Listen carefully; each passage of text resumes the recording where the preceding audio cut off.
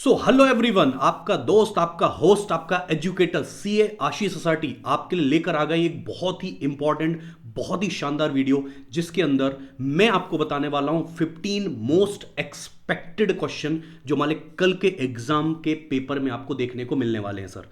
तो ये छोटा सा वीडियो के अंदर जल्दी से अपन कहानी को खत्म करेंगे।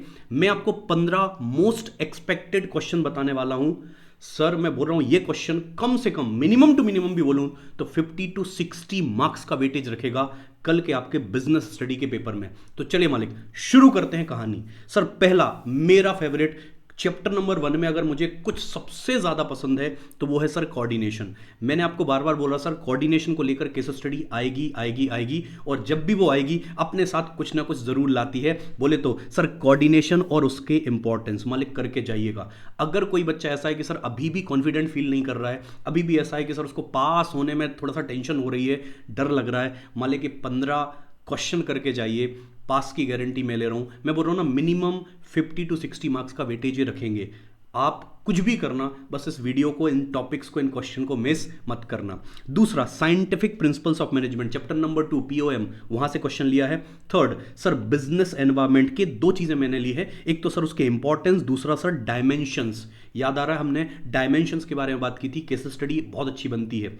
उसके बाद सर टाइप्स ऑफ प्लान, सबसे ज्यादा कंफ्यूजन है, लेकिन मैंने बेटा आपको इतनी छोटी छोटी ट्रिक बताई है, वहां से आप इनको इजीली बेटा आइडेंटिफाई कर सकते हो कि किस केस स्टडी में कौन सा टाइप ऑफ प्लान इन्वॉल्व हुआ है या सर दिया गया है। उसके लिए अगर आपको चाहिए, आप सर सेपरेट वीडियो है प्लानिंग के ऊपर, उसमें जाकर आप जरूर से जरूर देख लीजिएगा, क्योंकि ये क्वेश्चन बहुत एक्सपेक्टेड भी है और बहुत इंपॉर्टेंट भी है। और आता है तो सर बच्चा बहुत कंफ्यूज हो जाता है, उसको सारे टाइप ऑफ प्लान ही दिख जाते हैं। तो आइडेंटिफाई कैसे करना, उसके लिए शॉर्ट ट्रिक मैंने दे रखी थी। Sir sources of recruitment, if you remember, internal external sir most expected है। अगेन केस स्टडी आ सकती है, आपसे पूछा जाएगा कि बताइए मुझे इस टाइप का एम्प्लॉय चाहिए, बताइए कौन सा सोर्स ऑफ रिक्रूटमेंट यूज करे।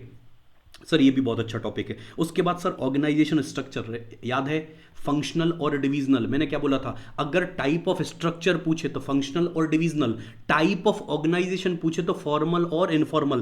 Please do not get confuse, ठीक है।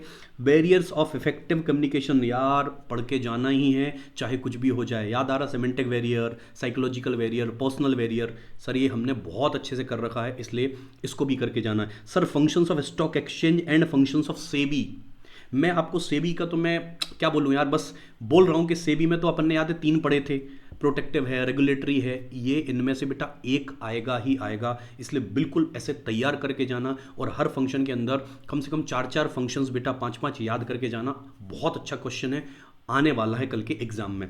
मार्केटिंग फिलॉसफीज, यार आ रहा, production, product, marketing, selling, societal marketing, ये फिलॉसफी के ऊपर केस स्टडी बनती है, आपको आइडेंटिफाई करना पड़ेगा। बहुत इजी है, बहुत शॉर्ट ट्रिक मैंने बताई थी, उस पर फोकस करने का मालिक। फैक्टर्स अफेक्टिंग प्राइस, याद आ रहा, 4 पीस की बात की थी, product, price, place and promotion. उसके अंदर प्राइस डिसाइड करते समय हमें किन बातों का ध्यान रखना चाहिए, वो कहलाते हैं उसके factors. So factors affecting price of the commodity मालिक, अगेन बहुत इंपॉर्टेंट है। कंज्यूमर राइट्स, लेकिन मैंने क्या बोला था, क्वेश्चन आता है कंज्यूमर राइट्स पर, बट इसका फ्लो कैसे होगा। सबसे पहले क्वेश्चन पढ़कर ये डिसाइड करो कि गिवन केस स्टडी में जिस भी पर्सन की बात हो रही है वो कंज्यूमर है कि नहीं है, पहला। दूसरा, क्या ड्यूटीज को लेकर कोई बात तो नहीं है क्वेश्चन में।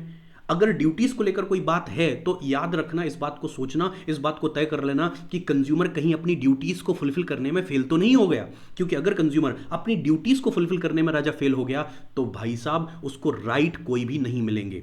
अगर ड्यूटीज को लेकर कुछ भी एग्जाम के क्वेश्चन में ना लिखा हो तो अज्यूम टू बी कि उसने अपनी सारी ड्यूटीज फुलफिल की हुई हैं। इस तरीके से बेटा क्वेश्चन का फ्लो पकड़िएगा कंज्यूमर प्रोटेक्शन के अंदर, और वो कंज्यूमर राइट्स, करेक्ट।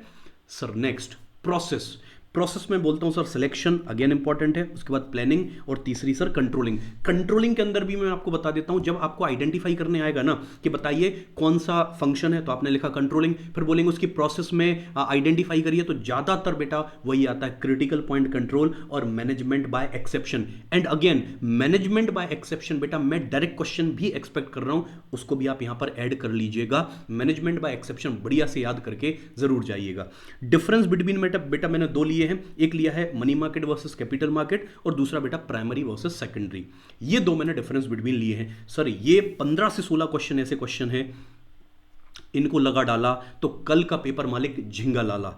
कुछ भी करने का। इन 15 क्वेश्चंस को टॉपिक बोलें, जो भी बोलना आपको बोलिए, बट प्लीज इनको मिस मत करिए। अगर अभी भी कॉन्फिडेंट फील नहीं कर रहे हो सर, इन क्वेश्चन को लगाइए और बस मालिक एंजॉय करिए। मैं आपको बोल रहा हूं, कल जब मैं मिलूंगा आपसे ना, जब पेपर रिव्यू करेंगे, अपन पेपर एनालिसिस करेंगे और मैं कल पूरा पेपर सॉल्व भी कराऊंगा, आप ये बोलोगे कि सर जो आपने एक्सपेक्टेड क्वेश्चन बोले थे ना यार सर, हमको वो सारे के सारे क्वेश्चन एग्जाम में देखने को मिले। तो जो स्माइल आपके चेहरे पर अभी आ रही है, यही स्माइल मैं चाहता हूं आपके चेहरे पर आए during the exam and after completion of the exam. इन्हीं दुआओं के साथ आपका अपना होस्ट, अपना दोस्त सीए आशीष सोसाइटी आपसे लेता विदा। All the very best, do your best, forget the rest. Thank you.